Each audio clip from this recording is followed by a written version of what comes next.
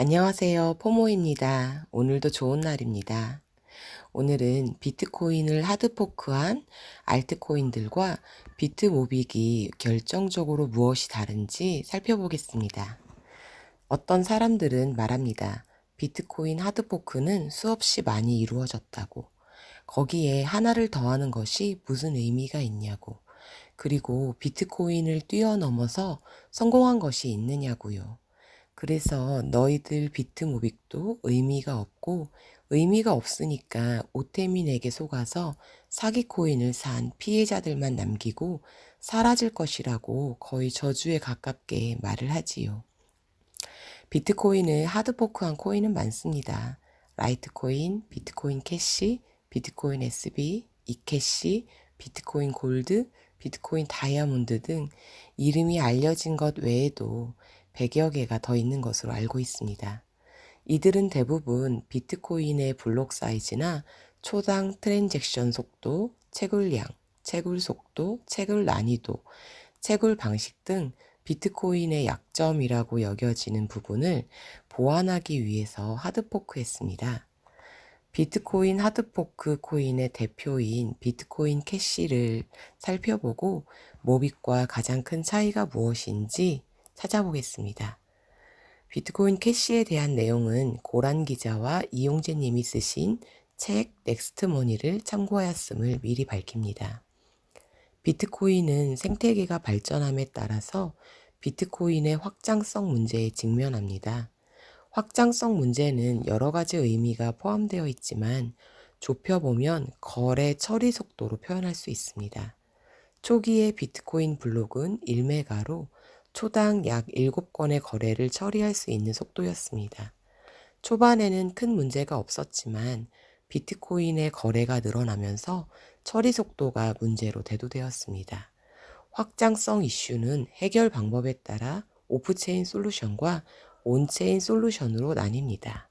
오프체인 솔루션은 블록체인 자체는 건드리지 않고 확장성 문제를 해결하려는 시도로 여러분이 잘 알고 계신 세그윗과 라이트닝 네트워크가 그 예입니다. 사토시가 정해놓은 1메가의 블록 사이즈를 그대로 유지하길 바란다고 해서 흔히 스몰 블로커라고 부르는 집단에서 주장합니다. 세그윗이나 라이트닝 네트워크 등 다양한 오프체인 솔루션을 추구하는 그룹은 대부분 사토시 나카모토의 뒤를 이어 자발적으로 네트워크 유지 및 개발에 힘을 보태었던 사람들로 코어 개발자들이 속해 있습니다.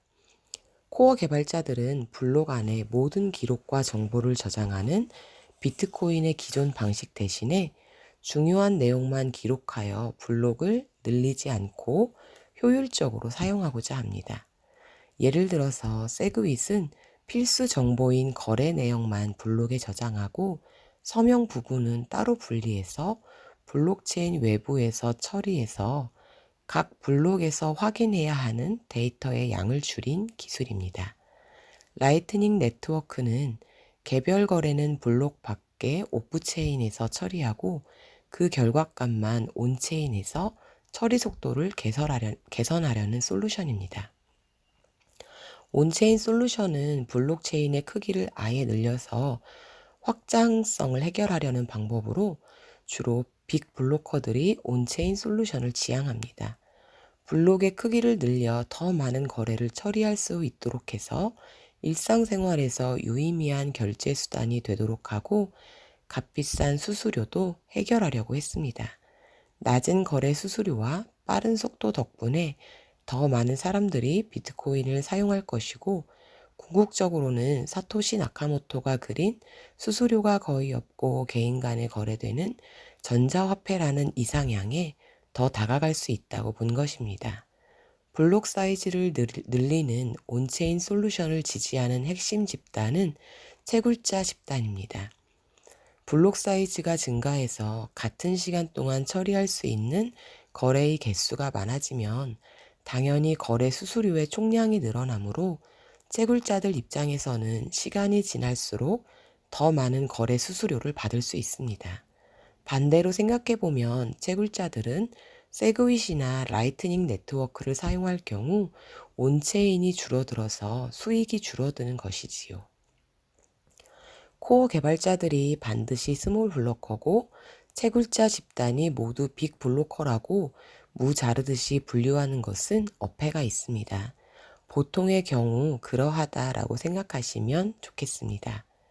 쉽게 다시 한번 정리하면 오프체인 솔루션은 방의 크기를 그대로 두고 방 안에 물건이나 가구를 정리해서 공간을 만들거나 방의 다른 방들을 연결해서 덜 사용하는 짐들 또는 중요하지 않은 짐들을 따로 보관해서 방의 효율성을 높이는 방법입니다.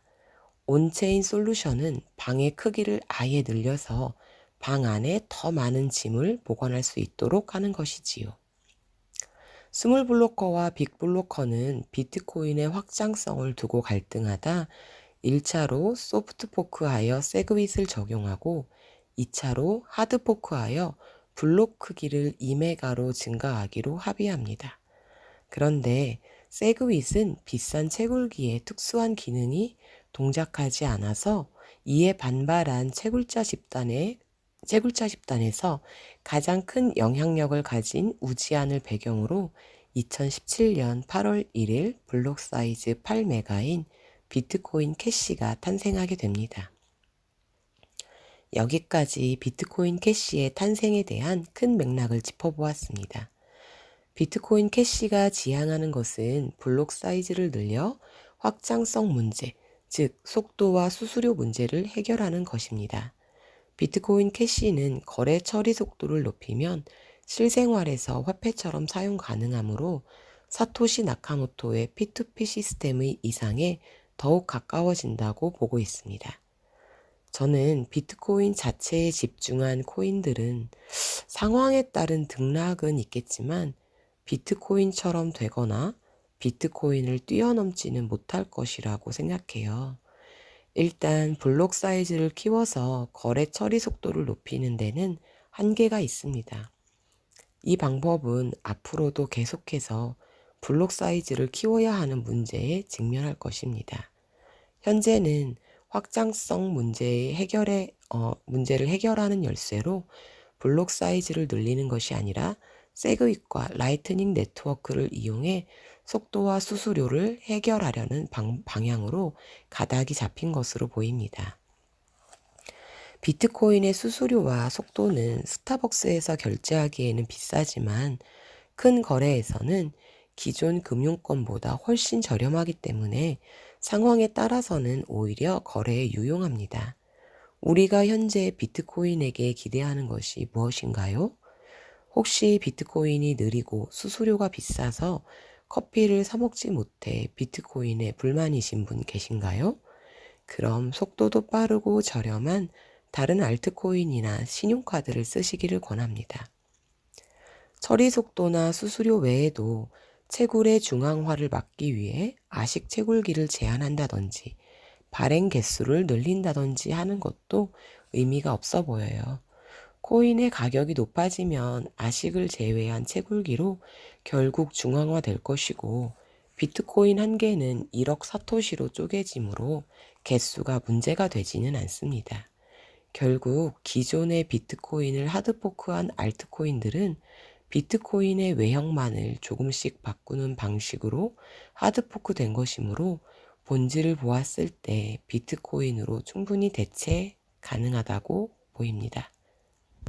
비트코인을 하드포크한 비트 계열 알트들이 내세우고 있는 가치와 목표, 이상향 이런 것에도 불구하고 그들이 비트코인처럼 되거나 비트코인을 뛰어넘지 못하는 것은 비트코인 안에서 비트코인을 보완하여 강화하기 위한 목적을 가짐으로써 비트코인을 뛰어넘는 새로운 방향성을 또는 이상을 또는 개념을 제시하지 못했기 때문이라고 생각합니다.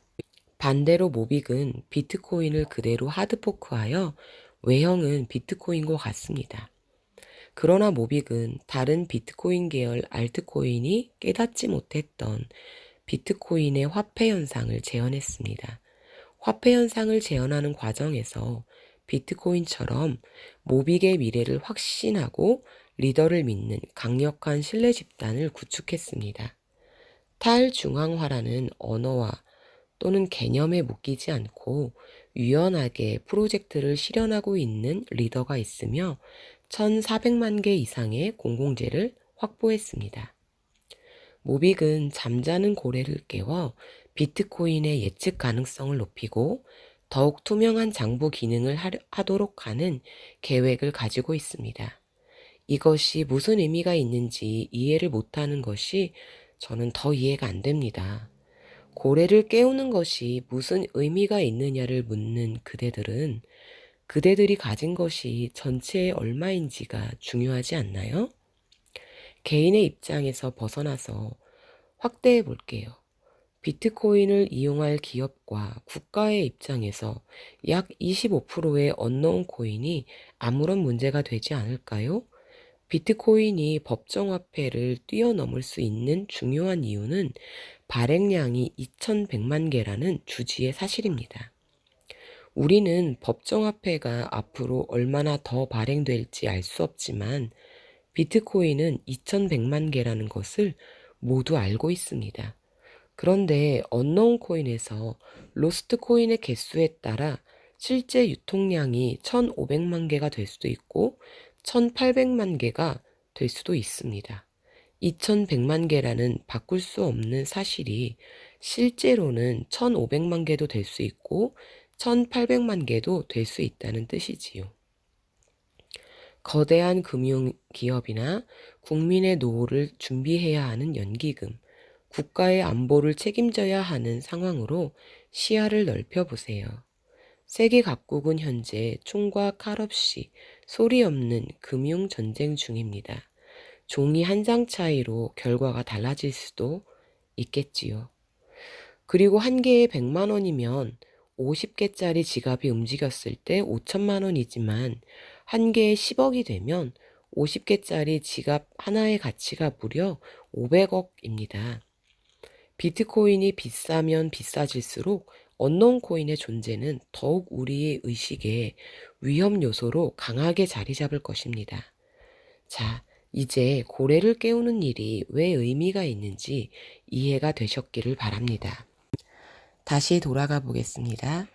다른 비트 계열 알트코인들은 사토시의 P2P 전자화폐 시스템에 꽁꽁 묶여있는 반면 비트모빅은 과감한 도약을 합니다.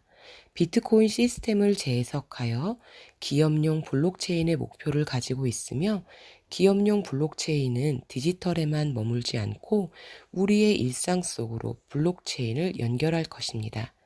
과거에 비탈릭은 인터뷰에서 블록체인은 당분간 순수한 디지털에 머무를 필요가 있다라고 밝힌 적이 있습니다. 어떤 분은 블록체인의 실사용 사례는 순수하게 디지털로 동작하는 영역부터 시작하지 않을까 한다라고 해석하기도 하던데요.